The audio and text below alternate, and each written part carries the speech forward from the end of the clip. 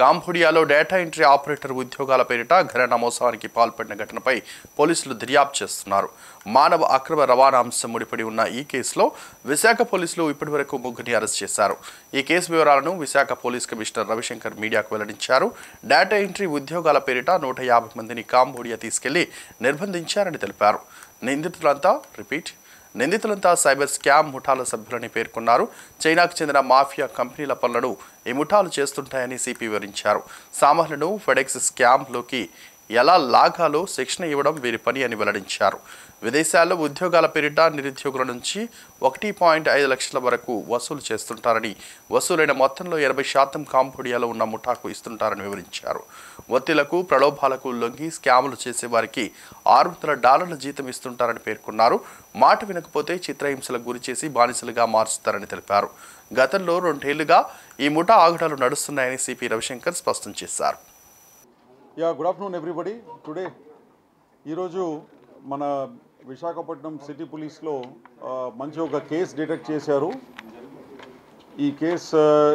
ఈ కేసుకి సంబంధించిన ముగ్గురిని అరెస్ట్ చేయడం జరిగిందండి. Who are indulging in human trafficking. అంటే ఇక్కడ నుంచి మనుషుల్ని డేటా ఎంట్రీ ఆపరేటర్ అని ఉద్యోగం ఇప్పిస్తామని చెప్పేసి వీళ్ళందరినీ ఫస్ట్ బ్యాంకాక్ రప్పించి బ్యాంకాక్ నుంచి మళ్ళీ కాంబోడియాకి తరలించడం. ఈ విధంగా దాదాపు 150 fellows 150 persons from Andhra Pradesh have been trafficked to Cambodia అండి. కాంబోడియాలో తీసుకువెళ్ళేసి వీళ్ళ ద్వారా అక్కడ మన వేరియస్ ఆన్లైన్ స్కామ్స్ ఏదైతే ఉందో అదంతా కూడా బలవంతంగా వీళ్ళని ఒక రూమ్లో కూర్చోపెట్టేసి వాళ్ళకి భోజనాలు ఇవ్వకుండా ఈ విధంగా వాళ్ళ మీద ఒత్తిడి తీసుకొచ్చేసి వాళ్ళ ద్వారా ఇండియాలో స్కామ్స్ నడిపించటం. ఇండియాలో ఆన్లైన్ స్కామ్స్, డిఫరెంట్ స్కామ్స్ ఏదైతే ఉందో like job scam, online FedEx scam ఉంది, ఫెడెక్స్ కొరియర్ స్కామ్ మీ అందరికీ తెలిసిన విషయమే. ఫెడెక్స్ కొరియర్ స్కామ్, తర్వాత క్రిప్టో కరెన్సీ రిలేటెడ్ స్కామ్స్, ఇవి అన్నీ కూడా అక్కడ బలవంతంగా ఒక రూమ్లో కూర్చోపెట్టేసి టాస్క్ గేమ్ స్కామ్స్ ఇవి అన్నీ కూడా మన వాళ్ళందరినీ కూడా ఇక్కడ నుంచి డేటా ఎంట్రీ ఆపరేటర్ ఉద్యోగం ఇప్పిస్తామని చెప్పేసి వీళ్ళ దగ్గర నుంచి కొంతమంది ఏజెంట్స్ ఉన్నారు, మన ఇండియన్ ఏజెంట్సే ఉన్నారు. ఆ ఇండియన్ ఏజెంట్స్ వీళ్ళ దగ్గర నుంచి ఇక్కడ లోకల్గా ఎవరినైతే మేము ఇప్పుడు అరెస్ట్ చేసినామో వాళ్ళు ముగ్గురిని మేము పట్టుకున్నాము. వాళ్ళు వీళ్ళ దగ్గర నుంచి అన్ఎంప్లాయిడ్ యూత్ దగ్గర నుంచి 1.5 lakhs చొప్పున కలెక్ట్ చేసుకొని తర్వాత 1.5 lakhsలో 80,000 కాంబోడియా వాళ్ళకి ఇస్తారు. ఎవరికి? కాంబోడియా వాళ్ళకు. వీళ్ళకు మన దగ్గర నుంచి వెళ్ళే వాళ్ళకు పాస్పోర్టు, తర్వాత అక్కడ అకామిడేషన్ అండ్ వీసా ఫీజు ఇదంతా కట్టాలి. కాబట్టి వాళ్ళు ఈయన దగ్గర నుంచి మన దగ్గర నుంచి మన పంపిస్తున్న మనిషి దగ్గర నుంచి 1.5 lakhs వసూలు చేస్తారు.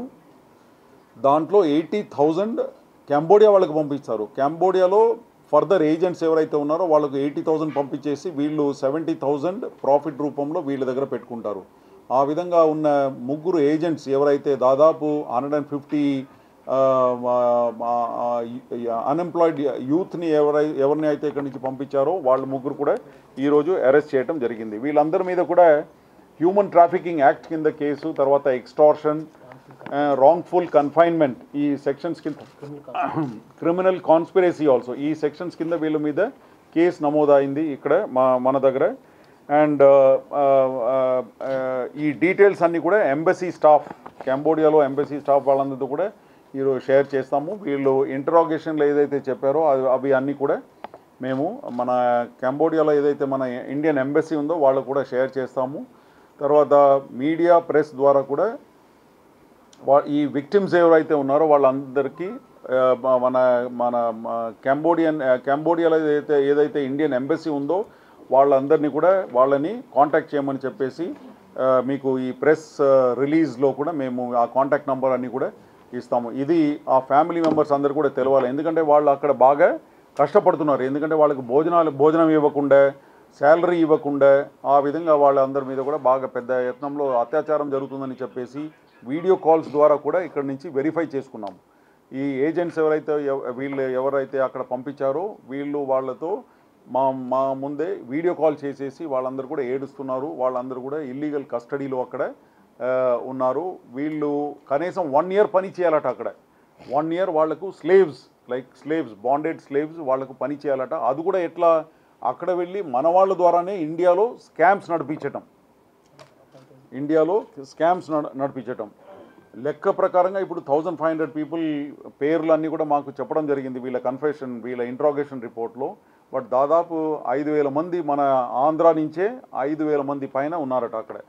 సో జిల్లా వారీగా కూడా కొద్దిగా మన దగ్గర స్ప్లిటప్ ఉంది.